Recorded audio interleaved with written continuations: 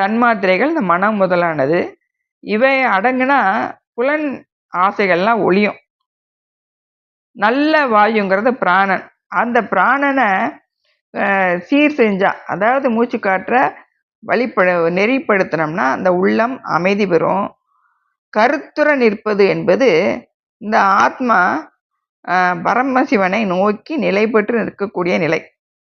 அதாவது கண்டு கேட்டு உண்டு உயிர்த்து அறியப்படும் இந்த 5 விடயங்களையும் உயிர் முதல்வனால உணர்ந்து உடனாய் எப்படி நிற்குமா, வேறாகவும் ஒன்றாகவும் இல்லாமல் அடங்கி நிற்கும் அப்படின்னு சொல்லி சொல்கிறாரு. இதை நம்ம சிவஞான போதம் வெய்யோன் ஒளியில் ஒடுங்கி விளங்காது வெய்யோனே ஆகாத மீனை போல, அதாவது சூரிய ஒளியில் இருந்து பெற்ற அந்த ஒளியை அந்த விண்மீன்கள்